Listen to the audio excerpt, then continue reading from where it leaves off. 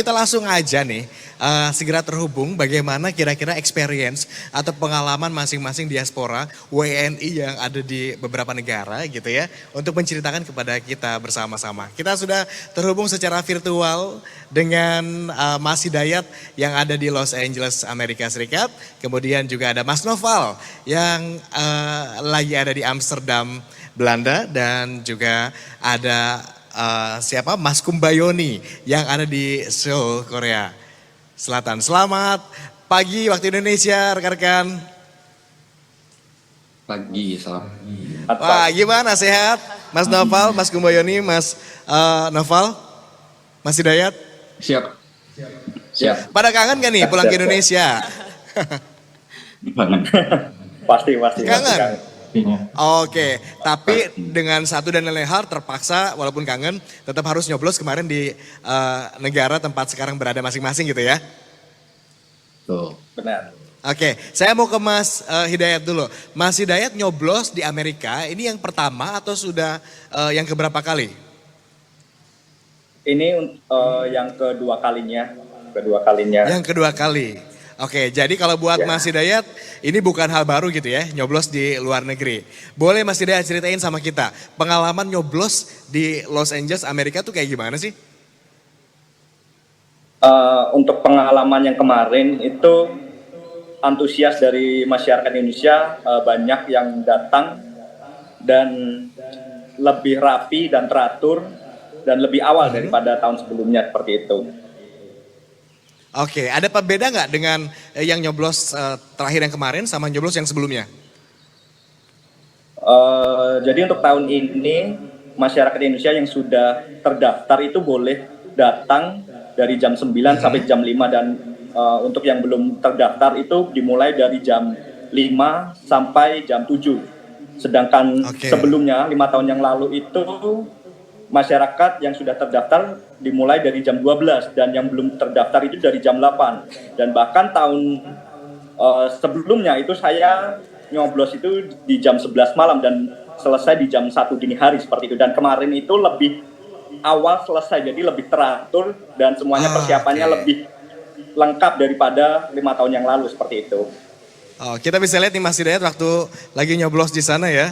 Kelihatan rame juga di sana Mas Hidayat. Mas Hidayat, sebelum ke Mas Hidayat lanjut saya mau coba sapa juga berikutnya kita ke Seoul dulu deh. Ada Mas Kumbayani ya. Mas Kumbayani. Halo.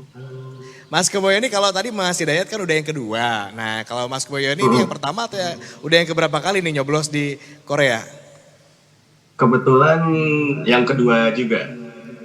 Yang kedua juga? 2019 ke bagian juga. Oke, udah pada lama berarti ya di luar negeri, udah sampai 2 kali nyoblos. Mas Kumbayani bisa diceritain nggak gimana serunya nuansa pencoblosan di sana?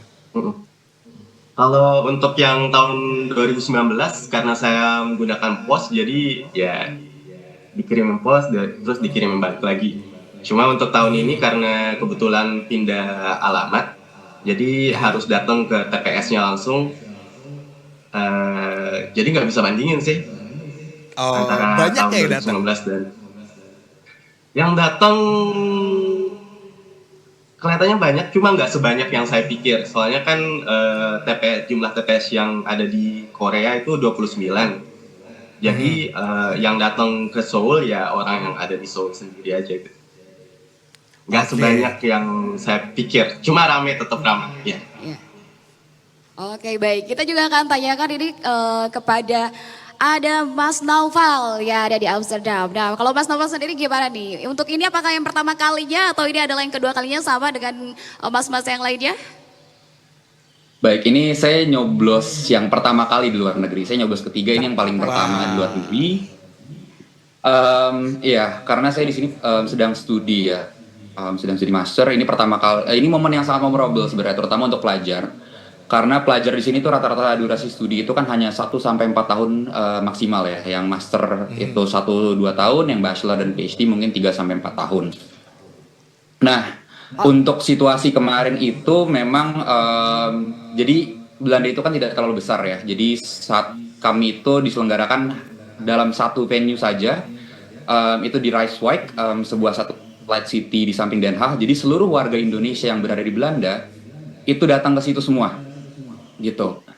Jadi tantangannya adalah venue-nya itu sangat crowded. Jadi antrian itu sudah ramai sejak jam 9, itu bisa antri sampai berjam-jam untuk mencoblos. Ya, dan itu kami ada 7 TPS dalam satu tempat itu.